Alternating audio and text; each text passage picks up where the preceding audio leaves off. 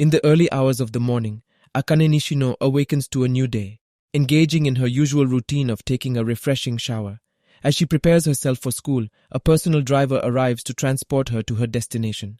Upon arriving at school, Akane is greeted by the majority of her fellow students, but her attention is drawn to one individual whom she despises, Kageno.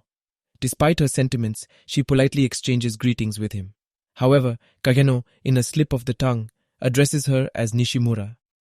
Correcting him, Akane informs Kageno that her name is not Nishimura. Apologizing, Kageno attributes his mistake to a lack of sleep, mentioning his usually adept memory for names. He proceeds to call her Nishitani. Growing increasingly annoyed, Akane corrects him once more, revealing her true name. However, as Kageno departs, he once again calls her Nishimura.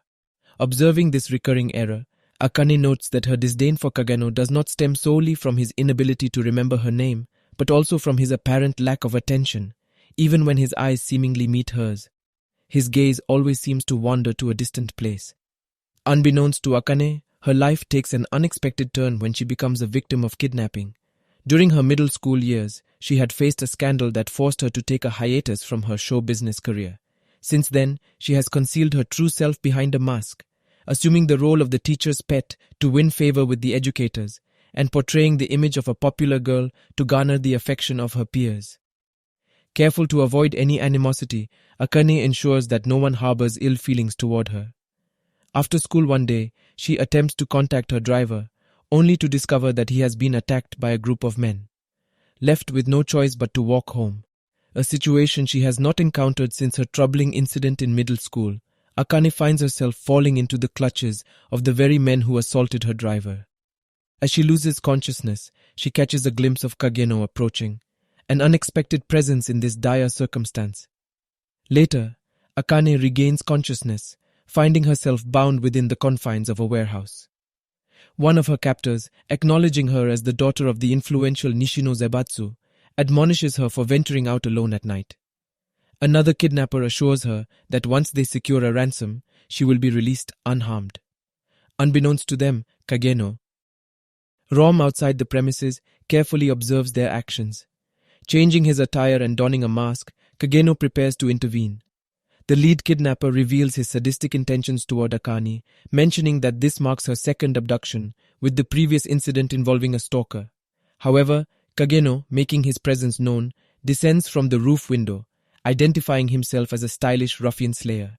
In response, the lead kidnapper brandishes a gun, only to be disarmed by Kageno, who hurls a piece of glass, inflicting an injury to the kidnapper's arm. Overwhelming his opponent, Kageno incapacitates him, delivering a powerful blow to his face. Witnessing these events, the other kidnapper realizes that Kageno is no ordinary man and confesses his boredom with working alongside amateurs.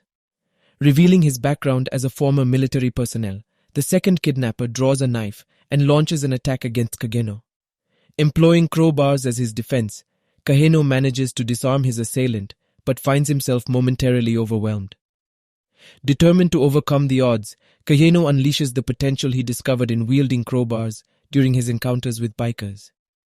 The second kidnapper recognizes him as the infamous balaclava berserker, renowned for battling bikers using crowbars as unorthodox weapons. Adapting his techniques due to bikers wearing helmets, Kageno now employs the crowbars as regular clubs. With a flurry of strikes, Kageno breaks the man's leg and delivers a punishing defeat. Freeing Akane from her restraints, Kageno advises her to exercise caution in the future. In response, Akane contacts the police, while her father, utilizing his connections, ensures that the case remains confidential. The following day, Akane returns to school, encountering Kageno once again. As she greets him, he reciprocates, correctly addressing her as Nishino. Prepared to correct him, Akane realizes that this time he has remembered her name correctly. Moreover, she senses a change in his demeanor as his gaze meets hers, a revelation that Kageno too conceals a life veiled by a metaphorical mask. The next morning, the news delivers the unfortunate report of Minoru Kageno's demise in a truck accident. Subscribe now for captivating anime content and become part of our vibrant community. Don't miss out. Hit that subscribe button.